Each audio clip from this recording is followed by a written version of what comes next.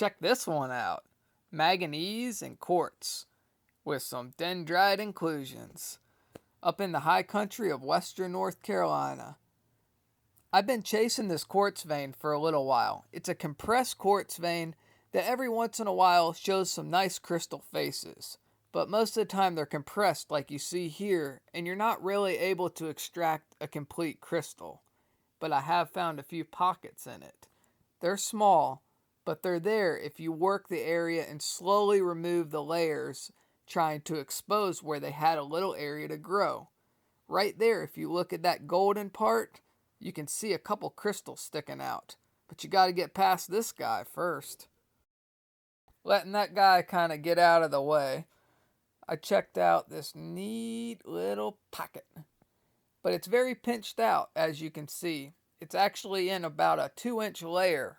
I don't even know how they found enough room to crystallize and grow into a full crystal. But we're going to explore this a little more. Definitely use a toothpick so you don't scratch anything. Nice. Let's see what this one is. It's crazy. They're just floating in there. Much better. Not complete, but almost. Now we're talking. Let me see if I can focus this. I'm starting to get excited. I love collecting quartz clusters, especially when they got this kind of clarity. Check out this one. It's got a rider crystal. The big one has a small one kicking off of it. Terminated too. Back in this pocket mud. Let's see what here. I think there's a little one in here. Let's wash it off. Wow, very clear. And terminated. Let's see. I think I felt a bigger one. Yep. Let's see what this looks like. Ooh, much better. Is it a phantom? Can't tell. No, not a phantom. Almost, though. I wonder if I'm going to have some phantoms. But look at that coating. That's a dendrite, manganese oxide. That fern-like growth. Some people think it's a fossil, but it's just a coating of manganese. Most of the time it's black. This is red. I really like that red characteristic. Well, I can't stop now. I'm starting to realize the pocket seems like it's opening up. It's still very compressed though, so they're not going to get much bigger at this point.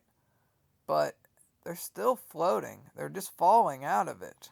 And I'm noticing there's more water even coming out of the pocket. Little cluster. Can't get it to focus too well.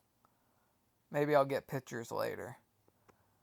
But it seems like it's still going pretty far back there. Well, yep, there's one. I didn't know for a second. Ooh, this looks like a really good one. Really good one. That might be my favorite. You can see the inclusions, the dendrite.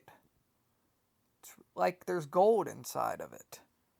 These may be small, but they are absolutely perfect for wire wrapping. There's got to be more too.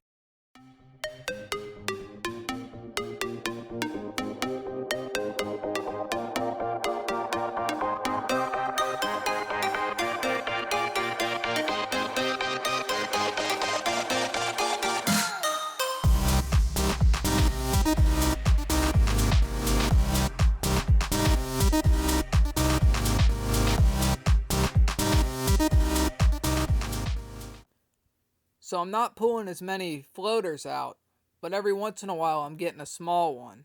I feel like there's one more back here I'm trying to pry out. This might be it.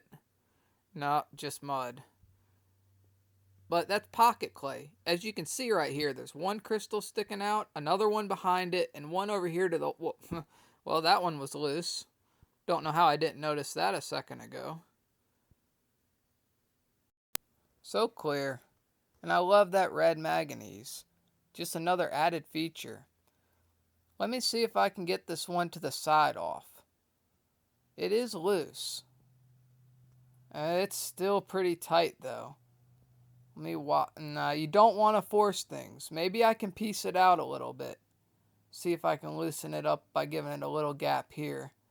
The chopstick works nice because you don't damage the crystals. If I took my screwdriver and stuck it in there, it would be over right now. Let's try and get a little more space. Once you do this a few times, you really learn when everything's starting to release. It's starting to come out. Don't force it. I know there's one nice crystal by my thumb. Let me wash it off. This is a nice crystal. Almost has a smoky hint to it. And it's in that compressed vein. Let's see if we can knock the cap off of it so we can expose that compressed vein and see if this pocket extends. Because it's getting quite hard. Let's work around it from the side so we don't damage anything. You should be able to see the quartz crystals. Not yet. I'm starting to see them. Let me wipe this off a little bit and clean it up. We might need to get a little more off of here. Because I can see the quartz vein right under here. Yeah, now I can see it. There you go. You can see the quartz crystals where they grew in the little space they were given. It's still a compressed vein, unfortunately. I was hoping there was a big gap here. That little crystal moved. That was a floater. I don't know if this is loose. Let me see. I know there's no crystals underneath it, so I could pry it up a little bit. Yeah, this is going to come out. Let's see what I get on this plate. It's mostly compressed. There's still a few points there. But that shows how that pocket developed. You had a compressed vein that found a little gap, and then it developed into better crystals. There's still a couple more on the edge. Look at that little floater. You see how it fell out of that hole? That little hole right there. And I removed that layer. It was covered before. Let's get these last few out that I can feel for the day. My hands are about tore up at this point. That's a pretty crystal. It's nice to start ending the day with good ones. Definitely. That's a good one to stop on. So many little things going on in these crystals. Maybe I'll find the bigger pocket next time. But here's one cleaned off for you. That was the last one I just found. And if you watch when I turn this crystal, there's a green little spot in the top. That's the chlorite that we really didn't see much of today. That's what's exciting. This vein has a lot of potential. It runs into pyrite, chlorite, and even a little fluorite. Try and say that fast 5 times. Thank you for watching. Good luck, Rockhounds.